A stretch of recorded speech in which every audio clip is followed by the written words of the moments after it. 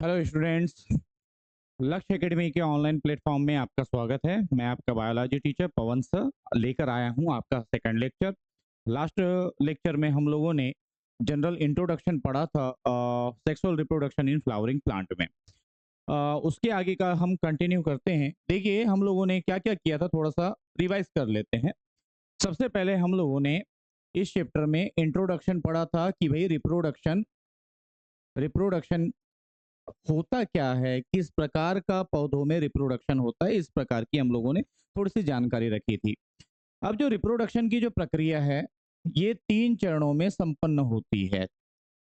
किसी भी जीव में, चाहे पौधे हो या जंतु हो, किसी भी जीव में 3 स्टेप में ये संपन्न होती है। पहला होता है प्री रिप्रोडक्शन, यानी रिप्रोडक्शन के पूर्व की अवस्था, प्री रिप्रोडक्शन। दूसरा होता है रिप्रोडक्शन, और इस चैप्टर में हमको इन्हीं बिंदुओं पर स्टडी करना है। और तीसरा होता है post reproduction. Post reproduction, reproduction क्या होता है, सबसे पहले ये समझ लेते हैं। रिप्रोडक्शन वह प्रक्रिया है जिसमें कि जो मेल गैमिट है यानी नर युग्मक है और मादा युग्मक दोनों के मिलने की प्रक्रिया होती है, जिसके परिणाम स्वरूप क्या बनता है, जाइगोट का निर्माण होता है। ठीक है, ये होता है means reproduction, sorry reproduction word नहीं है एनसीईआरटी में, फर्टिलाइजेशन है। फर्टिलाइजेशन, तो फर्टिलाइजेशन से लेंगे pre fertilisation, fertilisation and post fertilisation. Fertilisation क्या प्रक्रिया है जिसमें कि मेल गैमेट यानी जो कि हम प्लांट में पढ़ रहे हैं तो पॉलन ग्रेन होता है, अगर हम एनिमल की बात करें तो स्पर्म होता है। Pollen grain female gamete ovule के साथ में मिलता है, जाइगोट बनाता है, और जाइगोट बनाने के आगे फिर जो दूसरी प्रक्रिया होना है वो होगी।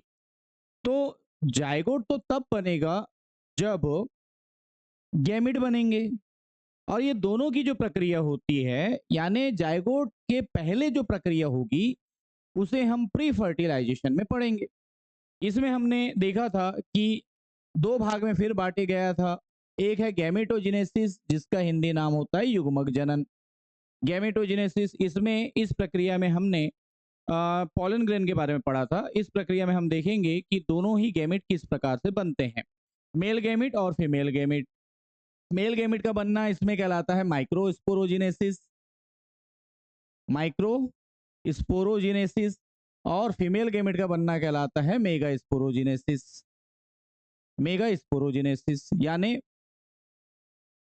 लघु बीजाणु जनन और वृहत बीजाणु जनन। ठीक है, मेगा। दूसरा हो गया, इसमें पॉलिनेशन की जो प्रक्रिया होती है यानी परागण, परागण पॉलिनेशन की जो प्रक्रिया होती है ये आता है प्री फर्टिलाइजेशन में। ये हम लोगों ने पढ़ा था, मतलब पढ़ा था का मतलब है हम लोगों ने माइक्रोस्पोरोजेनेसिस को पढ़ चुका था। ठीक है, जिसमें हम लोगों ने पॉलन ग्रेन की संरचना के बारे में स्टडी की थी।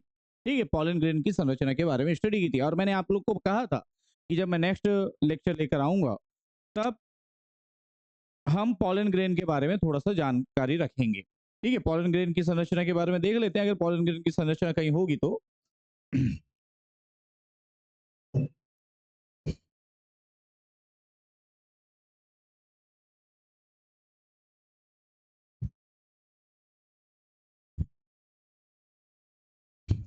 ठीक है, पॉलन ग्रेन की संरचना मैं थोड़ा सा डिस्क्राइब कर देता हूँ। इस प्रकार से हम लोगों ने पॉलन ग्रेन बनाया था।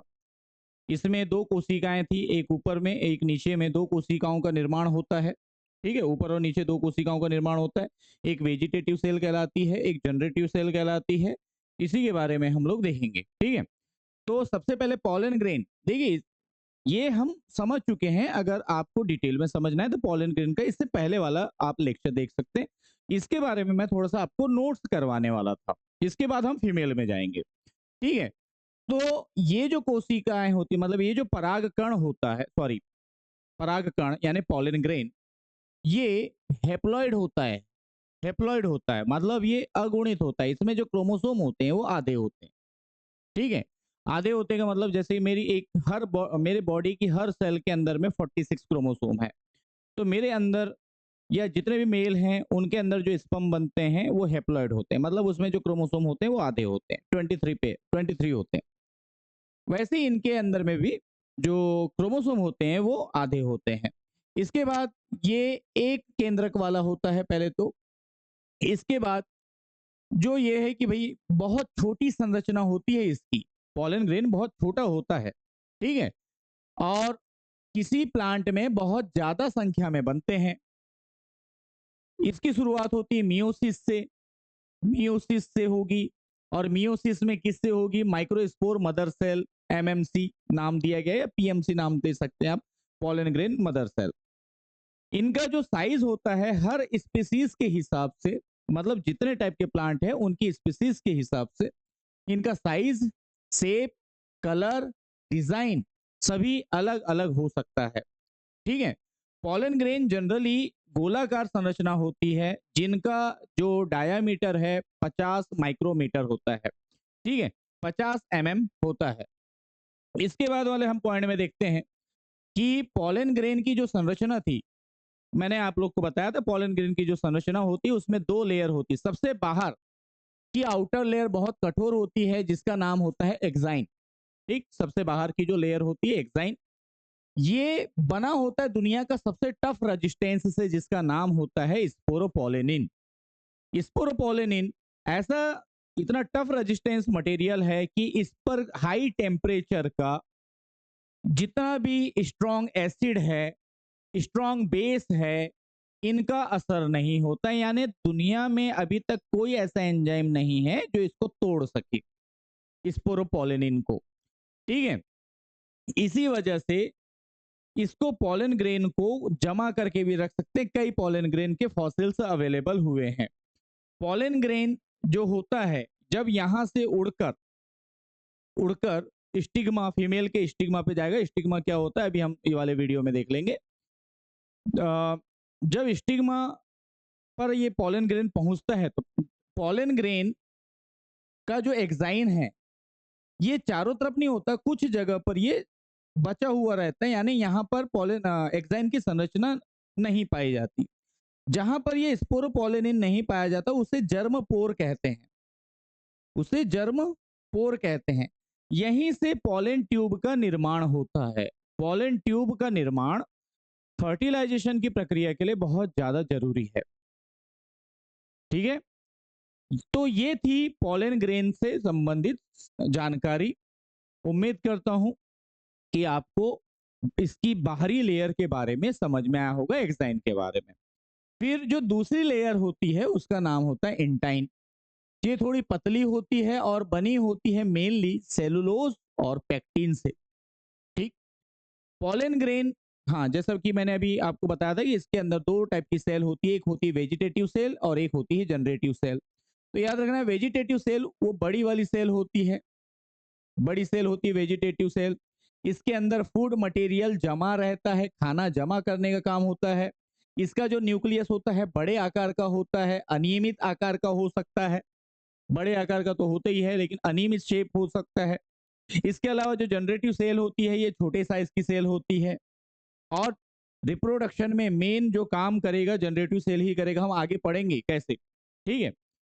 इसका जो शेप होता है स्पिंडल शेप होता है, इसका साइटोप्लाज्म घना होता है, न्यूक्लियस भी घना होता है, ठीक है। और वेजिटेटिव सेल जो होता है वेजिटेटिव सेल का जो न्यूक्लियस होता है इसके साइटोप्लाज्म में तैरते हुए पाया जाता है, ठीक है। तो ये जो नोट्स हैं मैंने लास्ट लेक्चर में पॉलन ग्रेन की जो संरचना बताया था उसके बारे में, ये मैंने आप लोगों के लिए नोट्स बना के लाया हूं, ठीक है। तो सबसे पहले फीमेल में अब हम जाने से पहले आज हम लोग फीमेल के रिप्रोडक्टिव पार्ट के बारे में पढ़ेंगे, लेकिन उसमें जाने से पहले कुछ इंपॉर्टेंट चीजें हैं जो हमें और पढ़ना है पॉलन ग्रेन से संबंधित, ठीक है, और पढ़ना है पॉलन ग्रेन से संबंधित। तो सबसे पहले है पॉलन एलर्जी।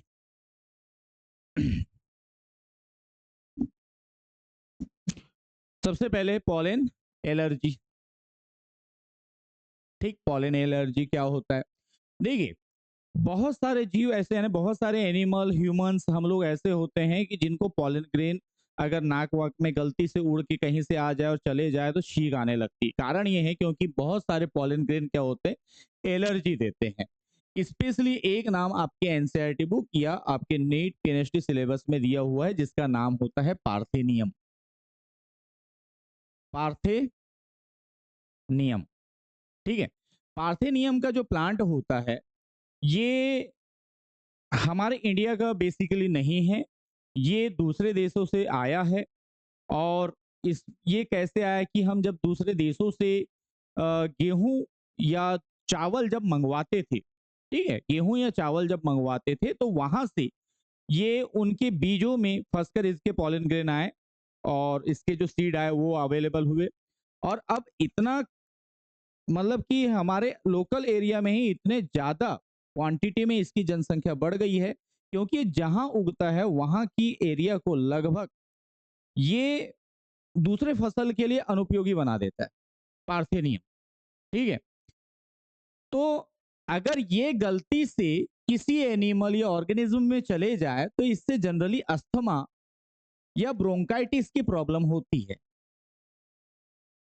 अस्थमा या ब्रोंकाइटिस की प्रॉब्लम होती है।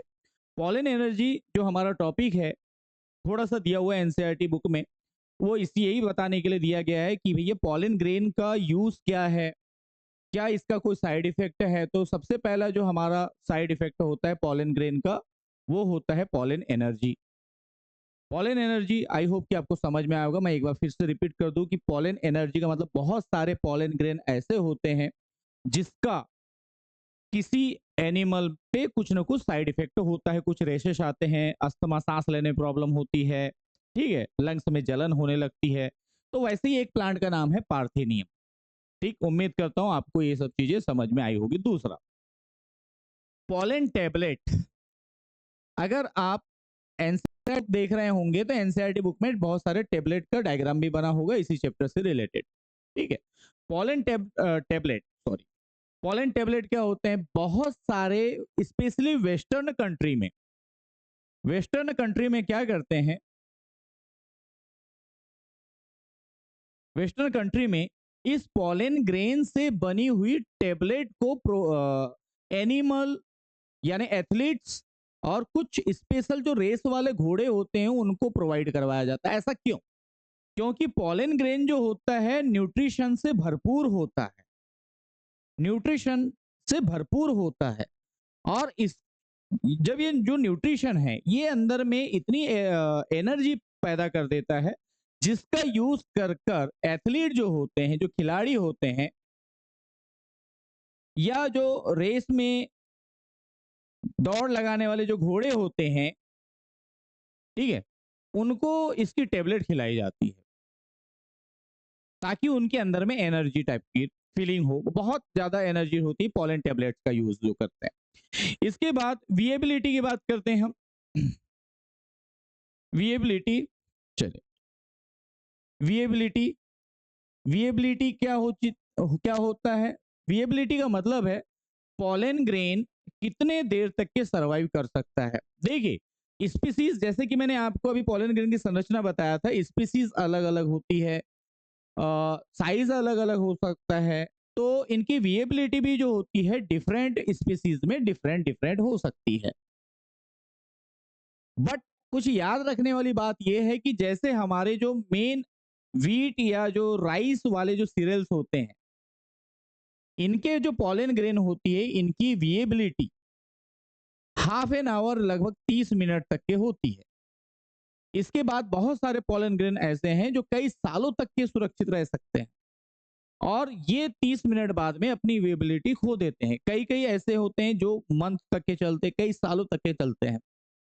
अगर आपको भी कभी किसी पॉलन ग्रेन को प्रिजर्व करना है तो करते हैं, जैसे पॉलन बैंक है हमारे पास, वर्ल्ड में अवेलेबल है।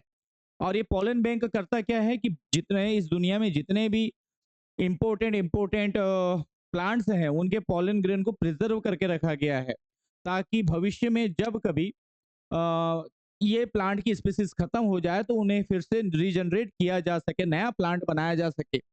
अगर पॉलन ग्रेन को प्रिजर्व करके रखना है तो -196 डिग्री सेल्सियस पर लिक्विड नाइट्रोजन में रखा जाता है। लिक्विड नाइट्रोजन में प्रिजर्व करके रखा जाता है।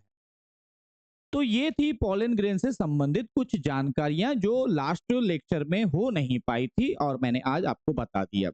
एक विएबिलिटी, पॉलन ग्रेन एलर्जी, और थर्ड है अपना अ, क्या था अपना जो थर्ड था, सॉरी एलर्जी, अच्छा पॉलन टेबलेट था, पॉलन एलर्जी, पॉलन टेबलेट और विएबिलिटी। अब हम चालू करते हैं फीमेल का रिप्रोडक्टिव ऑर्गन। ठीक है, देखिए अब चालू हो रहा है हमारा मेगा स्पोरोजेनेसिस वाला टॉपिक, यानी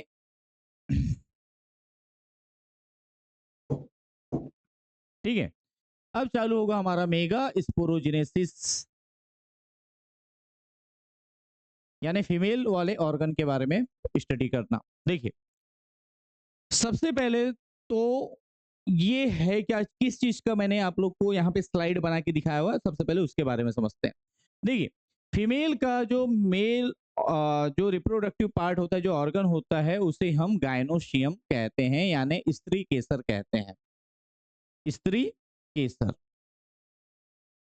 अब किसी एक पुष्प में एक ही रिप्रोडक्टिव पार्ट होता नहीं है, जैसे कि आपने हिबिस्कस के प्लांट में देखा होगा, हिबिस्कस का अगर आपने फूल देखा होगा, बीच में ऐसी लंबी सी डंडी निकलती है, ऐसे 5 ऊपर में स्टिग्मा दिखेंगे, और यहाँ पर बहुत सारे मेल वाले भाग रहते हैं, पॉलन ग्रेन येलो कलर के, आपने अगर नोटिस किया होगा तो। ठीक है, ऐसे 5 आपके ऐसे डॉट डॉट वाला स्ट्रक्चर रेड कलर का आपको दिखाई देता है। ये असल में ये है 5 स्टिग्मा, 5 स्टिग्मा है, मतलब भाई 5 रिप्रोडक्टिव पार्ट भी होना चाहिए। कंप्लीटली हम उसे गायनोशियम कह रहे हैं, लेकिन सिंगल सिंगल वाले को हम कहते हैं पिस्टिल या कार्पल। ठीक है, जो कि ऊपर में नाम दिया हुआ है स्ट्रक्चर ऑफ पिस्टिल, पिस्टिल या कार्पल कहलाता है। पिस्टिल में क्या होता है, देखिए सबसे पहले तो नीचे फूला हुआ भाग पाया जाता है, इंपॉर्टेंट पार्ट है, जिसे हम ओवरी या अंडाशय कहते हैं। अंडाशय के अंदर में पाए जाते हैं फीमेल गैमिट, एक भी हो सकते हैं, बहुत सारे भी हो सकते हैं, जिसे हम ओव्यूल या अंडप कह रहे हैं। ठीक, उसके बाद यहां से एक लंबी सी डंडी निकली होती है, डंडी सी एक संरचना होती है जिसका नाम होता है स्टाइल या वर्तिका। ठीक है, वर्तिका, और ऊपर में पाया जाता है स्टिग्मा या वर्तिकाग्र। ठीक है, वर्तिकाग्र, वर्तिकाग्र, स्टाइल, स्टिग्मा। ठीक है, हिंदी में थोड़ा सा चेक कर लेंगे। हाँ, तो स्टिग्मा, ओवरी और स्टाइल, ये होता है फीमेल पार्ट जो कि पाया जाता है पिस्टिल में, और इसका इंग्लिश नाम, सॉरी एक और नाम होता है कार्पल, कार्पल। ठीक है, अब ये जो कार्पल है, एक फ्लावर में, जैसे कि मैंने आपको हिबिस्कस बताया, क्या इसमें एक ही स्टिग्मा है? नहीं, 5 है। तो जब ये एक कार्पल होता है या एक पिस्टिल होता है, तब हम इसे कहते हैं मोनोकार्पलरी, मोनोकार्पलरी। जब 2 होता है तो बायकार्पलरी, 3 होता है तो ट्राई, 4 होता है तो टेट्रा, उससे ज्यादा अगर भी है तो हम उसे पॉलीकार्पलरी या मल्टी कार्पलरी कहते हैं। मल्टी कार्पलरी यानी अपने पास जो है ये वाला जो हमारे पास जो डायग्राम हमने बना के रखे हैं, ठीक, और मैंने आपको जो हिबिस्कस वाला एग्जांपल समझाया, उसमें ये मल्टी कार्पलरी ओवरी होती है, मल्टी कार्पलरी। ठीक है, अब ये जो मल्टी कार्पलरी कंडीशन है, इसमें क्या हो सकता है कि ये जुड़ा हुआ भी हो सकता है और अलग अलग भी हो सकता है। तो इसका देखिए मैं डायग्राम आपको बता देता हूँ। ठीक, कुछ डायग्राम में नहीं है। इसमें 2 कंडीशन हो सकती है, एक हो सकती है एपोकार्पस, और हो सकता है सिंकार्पस ओवरी, सिंकार्पस, एपोकार्पस और सिंकार्पस।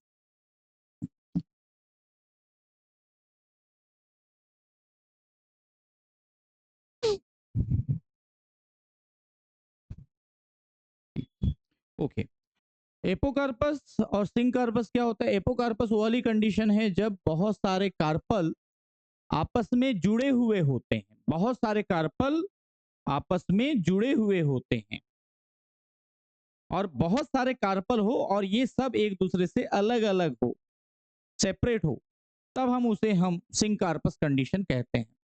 उम्मीद करता हूं आपको ये चीजें समझ में आई होगी। एक बार मैं फिर से रिपीट कर दूं कि फीमेल का जो रिप्रोडक्टिव पार्ट होता है उसे हम स्त्री केशर यानी गायनोशियम कहते हैं। इस गायनोशियम में का जो प्रत्येक भाग होता है, गायनोशियम का जो प्रत्येक भाग होता है पिस्टिल या कार्पल कहलाता है। एक पिस्टिल या कार्पल में क्या क्या संरचना पाई जाती है? ओवरी पाई जाती है, स्टाइल पाया जाता है, स्टिग्मा पाया जाता है, और उस ओवरी के अंदर में ओव्यूल पाए जाते हैं, फीमेल गैमिट। अब अगर हम किसी फ्लावर की संरचना देखें तो जरूरी नहीं है कि किसी भी फ्लावर में एक ही पिस्टिल या एक ही कार्पल, एक ही नाम होता है पिस्टिल या कार्पल पाया जाए। किसी फ्लावर में बहुत सारे पिस्टिल या कार्पल हो सकते हैं। जैसे कि मैं आपको एग्जांपल दे रहा हूं, जैसे कि ये अपना हिबिस्कस वाला प्लांट हो गया। हिबिस्कस में आप लोगों ने नोटिस किया होगा इस टाइप से, उसमें 5 स्टिग्मा होती है। तो ये जो 5 स्टिग्मा है ये मल्टी कार्पल वाली कंडीशन है। अब ये 5 कार्पल हैं तो या तो दो कंडीशन में होगा, या तो ये जुड़े हुए होंगे या तो अलग अलग होंगे। 5 कार्पल है तो ये तो जुड़े हुए होंगे या अलग अलग होंगे। और इसके बारे में आप डिटेल में जो है कि किस टाइप से जुड़े हुए हैं, स्टिग्मा जुड़ा है नहीं जुड़ा है, ओवरी जुड़ा है नहीं जुड़ा है, ये क्लास 11th में जो हमारा मॉर्फोलॉजी वाला जो चैप्टर होता है, पार्ट होता है, उसमें हम ये डिटेल में पढ़ते हैं। तो उसका आप लेक्चर में उसको देख सकते हैं। ठीक है। तो खैर फिलहाल हम इस चैप्टर में आते हैं कि अगर ये 5 कार्पल जुड़े हुए हैं तो उसे हम एपोकार्पस कंडीशन कहते हैं, और जब अलग अलग होते हैं तो उसे हम सिंकार्पस कंडीशन कहते हैं। ठीक है। तो सबसे पहले हम अब इस ओवरी के अंदर जो ओव्यूल है उसकी संरचना को देखेंगे। यही हमारा मेन इंपॉर्टेंट चीज है, यानी फीमेल गैमिट की संरचना की मैं बात कर रहा हूं। ठीक है। ये है फीमेल गैमिट, यानी ये है हमारा ओव्यूल का स्ट्रक्चर। ठीक है। ये हमारा ओव्यूल का स्ट्रक्चर है। तो देखिए ओव्यूल का स्ट्रक्चर में क्या क्या होता है, ये इस टाइप से आपको बना हुआ दिया है। ये इस टाइप से आपको संरचना बनी हुई है। तो देखिए सबसे पहले तो बाहर इसके इंटेग्यूमेंट पाया जाता है। ये इंटेग्यूमेंट पाया जाता है जो ग्रीन कलर में है। जनरल पूरा डायग्राम ही ग्रीन है, बट बाहर की जो लेयर है, ये जो आपको दो लेयर दिख रही है, ये दोनों लेयर इंटेग्यूमेंट कहलाती है। और ये इंटेग्यूमेंट एम्ब्रियो सेक के अंदर की संरचना है। जब निषेचन के पश्चात, देखिए थोड़ा सा एक बेसिक रूल है, बेसिक चीज है जिसको आपको समझना चाहिए कि निषेचन के बाद क्या होता है कि जो ओवरी होती है सामान्य रूप से ये फल का निर्माण करती है। ओवरी क्या करती है? फल का निर्माण करती है। और ओवरी के अंदर जो ओव्यूल है, ये जो ओव्यूल है ये सीड का निर्माण करेगा, बीज का निर्माण करेगा। ठीक है। तो बीज के ऊपर में जो छिलके होते हैं, जो सीड कोट होता है, उस सीड कोट का निर्माण इस इंटेग्यूमेंट से होता है। देखिए ये पूरा जो पार्ट है निषेचन के पश्चात में ये क्या बनाने वाला है? बीज बनाएगा। तो बीज बनाएगा तो उसके ऊपर में जो सीड कोट होगा, ये इसका निर्माण किससे होता है? इंटेग्यूमेंट से होता है। ठीक है। पहला पार्ट आपको समझ में आया होगा। इसके बाद ये जो इंटेग्यूमेंट है ये बहुत बड़े एरिया को कवर करता है। ये जो आपको जो पोर्शन दिखाई दे रहा है, ये इस टाइप से, ये जो पूरा पोर्शन दिखाई दे रहा है, ये है हमारा न्यूसिलस वाला एरिया। न्यूसिलस वाला एरिया जब हम अभी मेगा स्पोरोजेनेसिस पढ़ेंगे तो याद रखेंगे, इसी के अंदर एक विशेष सेल होती है न्यूसिलस का। उस सेल का नाम होता है एमएमसी, यानी मेगा स्पोर मदर सेल। उसी सेल से ये ओव्यूल का निर्माण होता है। ये न्यूसिलस पाया जाता है। ये न्यूसिलस के ऊपर वाला जो है, जनरली ऊपर और नीचे एनसीईआरटी बुक में उल्टा भी डायग्राम दिया हुआ है, मैं खैर आपको इससे बता रहा हूं। जिस साइड में एंटीपोडल सेल लिखा होता है या एंटीपोडल जो न्यूक्लियस होते हैं, इस साइड वाला जो एरिया होता है ये अपना चेलेजा एंड कहलाता है। चेलेजा एंड कहलाता है। और इसके अपोजिट में जो एंड होता है, जहां पर ओपनिंग होती है, स्मॉल ओपनिंग होती है, ये अपना कहलाता है माइक्रोपाइल। जनरली मैक्सिमम एंजियोस्पर्म में आपको एक शब्द याद होगा, मैं जब अभी आपको पढ़ा रहा था पॉलन ग्रेन के बारे में, जब पॉलन ग्रेन के बारे में मैं आपको पढ़ा रहा था तो मैंने एग्जाइन में पढ़ाते समय एक चीज वर्ड लिया था, पॉलन ट्यूब। ये जो पॉलन ट्यूब है इसका जो निर्माण होता है यहाँ पे ज्वाइंट होने के लिए हुआ है, और उसी के अंदर से गैमिट आएंगे और यहाँ पर दो न्यूक्लियस से मिलेंगे। वो हम खैर आगे पढ़ेंगे कि कौन कौन सी न्यूक्लियस से मिलते हैं। लेकिन ज्यादातर जो एंजियोस्पर्म हैं उनमें जो पॉलन ट्यूब होता है इस एंड से आते हैं, माइक्रोपाइल से। चेलेजा एंड से भी आते हैं, लेकिन ज्यादातर एंजियोस्पर्म की बात करो माइक्रोपाइल एंड से आते हैं। ये स्मॉल ओपनिंग वाला एरिया होता है जो कि चेलेजा एंड के अपोजिट में होता है। ये अपना ठीक है, एक अपना चेलेजा हो गया, एक अपना माइक्रोपाइल एंड हो गया। अब ये जो ओव्यूल है, ओव्यूल जिस फिलामेंट से जुड़ा हुआ होता है उसे हम फ्यूनिकल कहते हैं। और ओवरी के अंदर, ओवरी के अंदर ये एक डंडी सी हो गई, ये फ्यूनिकल हो गया, ये ओव्यूल हो गया, फ्यूनिकल हो गया। और जहां से ये जुड़ा हुआ होता है ओवरी में, देखिए ये वाला एरिया, ये कहलाता है प्लेसेंटा। ठीक है, ये क्या कहलाता है? प्लेसेंटा कहलाता है। तो एक संरचना हो गई। सबसे बाहर क्या पाया जाता है? इसमें इंटेग्यूमेंट पाया जाता है। इंटेग्यूमेंट पाया जाता है, एक एंड में अपना चेलेजा हो गया, एक स्मॉल ओपनिंग वाला पार्ट होता है जिसे हम माइक्रोपाइल कहते हैं। ठीक है, ये दोनों का काम मैंने आपको बता दिया कि जब सीड बनेगा तो सीड कोट का निर्माण करेंगे। उसके बाद मेन जो चीज है अब इसके अंदर में है, ये अंडा आकार की जो संरचना है ये कहलाती है एम्ब्रियोसेक। और एम्ब्रियोसेक में कुछ स्पेशल सेल्स होती है। जैसे ऊपर में जो आपको तीन दिख रही है ये एंटीपोडल सेल कहलाती है, इसका जनरली कोई काम नहीं है, ये डिजनरेट हो जाती है। बीच में सेकेंडरी न्यूक्लियस पाया जाता है। हालांकि ये जो होते हैं दो न्यूक्लियस से बनते हैं, एक और दो न्यूक्लियस से बनते हैं, दोनों मिलकर के एक सेकेंडरी न्यूक्लियस बनाते हैं। इसके बारे में भी हम समझेंगे। ठीक है, नीचे में तीन और सेल्स पाई जाती है जिसमें से एक एग होती है और दो सिनर्जिड होती है। इस टाइप से जो मैक्सिमम एंजियोस्पर्म होते हैं उनके ओव्यूल का स्ट्रक्चर ये होता है। उम्मीद करता हूं आपको ओव्यूल का स्ट्रक्चर समझ में आया होगा। अब ये बनता कैसा है इस प्रकार की संरचना में हम देखते हैं। ये तो खैर आगे का दिया हुआ है, थोड़ा सा हम नेक्स्ट बना के देखते हैं। देखिए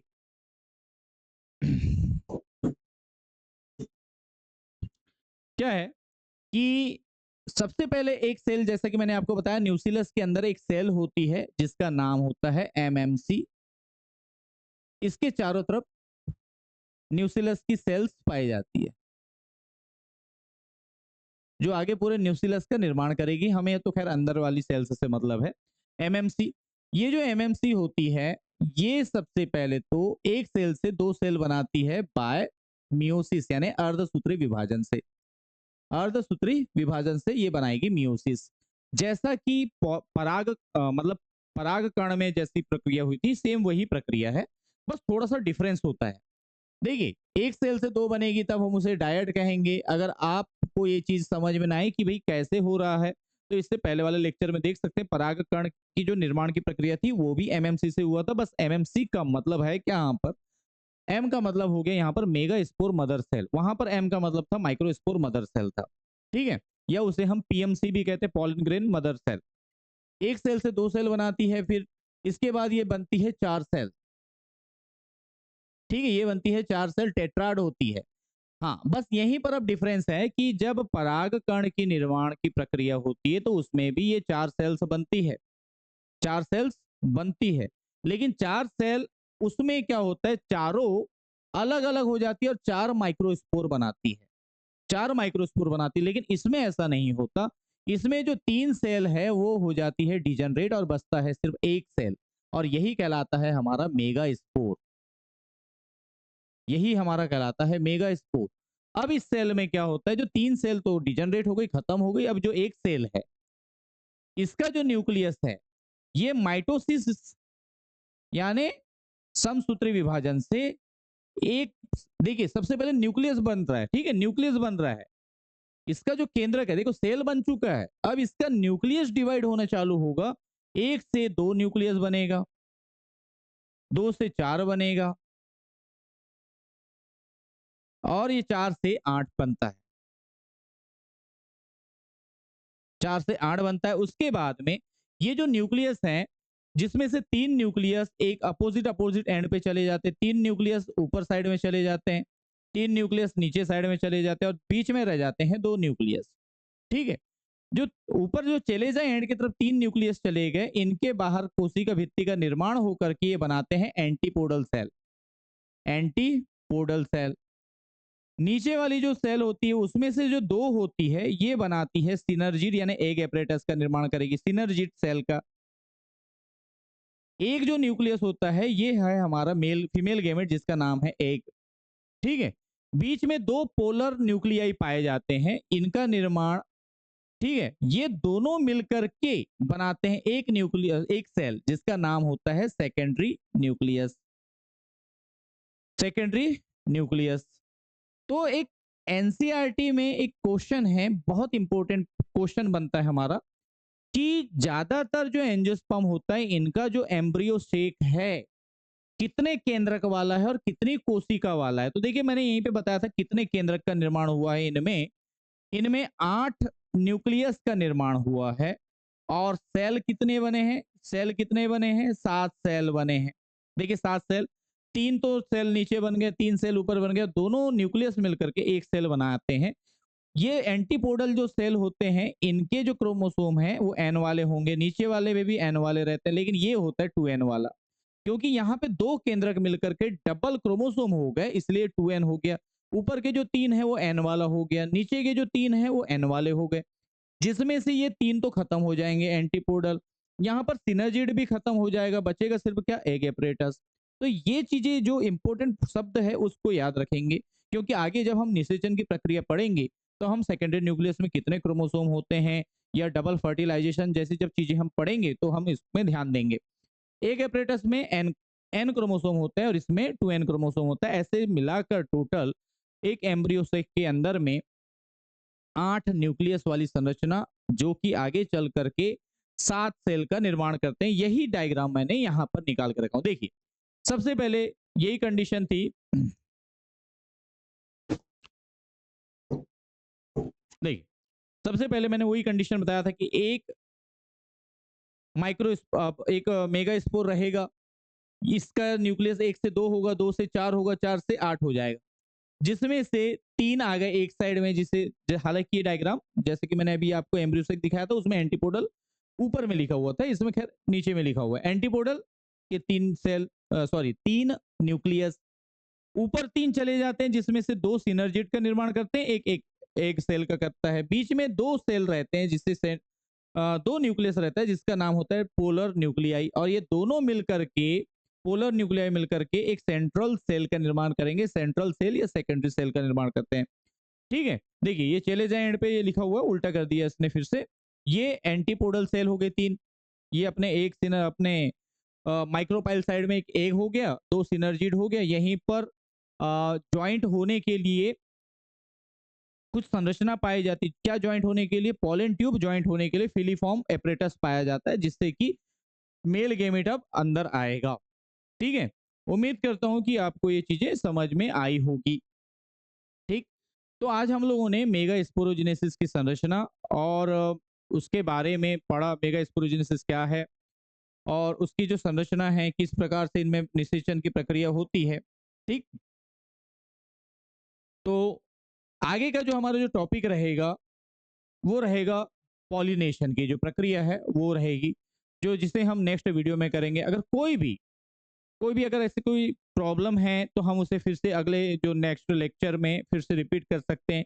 इस चैप्टर में हम लोगों ने क्या क्या पढ़ा उसको सबसे पहले थोड़ा सा रिवाइज कर लेते हैं। देखिए इस चैप्टर में हम लोगों ने सबसे पहले माइक्रो स्पोरोजेनेसिस के बारे में पढ़ा, फिर आज हम लोगों ने मेगा स्पोरोजेनेसिस के बारे में पढ़ा, जिसमें हम लोगों ने ये पूरी प्रक्रिया मेगा स्पोरोजेनेसिस की पढ़ी।